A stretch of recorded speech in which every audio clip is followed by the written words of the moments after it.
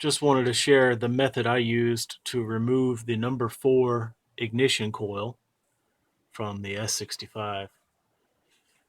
I have a, I don't know, 12 gauge um, wire, copper wire, jacketed, that's wrapped around the top of the ignition coil puller plastic, that thing right there.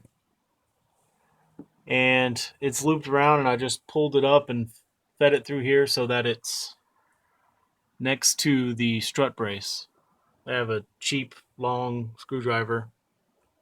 That's my hand. That's about how long it is. Got a towel here to protect the finish, although I've already scraped it up a little bit. And I've already put a bunch of leverage on this and loosened it.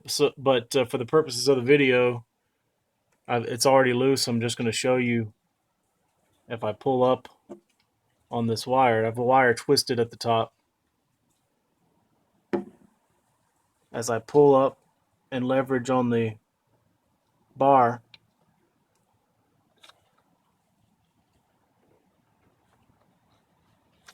sorry, trying to do this with one hand here.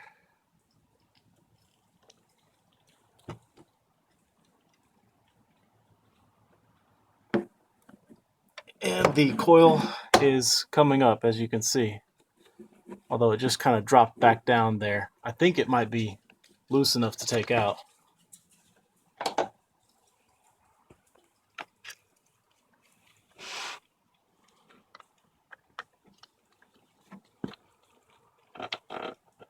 Yeah, it's actually loose, so I'm going to disengage this wire. Okay, I had to take a lunch break. My wife went and got me lunch. So, as I mentioned before, this ignition coil was really loose, but there was definitely something holding it, like heavy suction, which probably wasn't it. It was more likely the lip of that, the lower lip of the seal on the ignition coil rubber was being pulled in the wrong direction. So I adjusted my strategy slightly, and if I fed the wire loop down on the left side of this AC hose, and then used the screwdriver as like a T-handle, I was able to, by grabbing the screwdriver like this, and the wire looped around the top holding point of the ignition coil, I was able to pull, and I had to pull really hard to get this to come out, and it did come out, and I don't think anything is broken. So just to let you know, that's how I did that.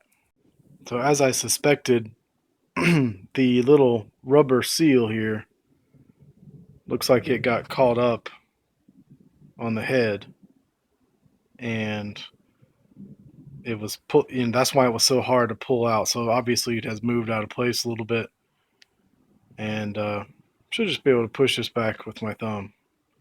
So I've done that, and I can just compare it to another coil.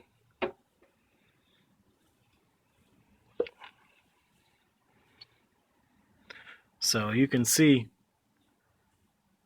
it pulled it up almost an inch. Oh, 3/4 of an inch. So I'll just push that back down to where it belongs.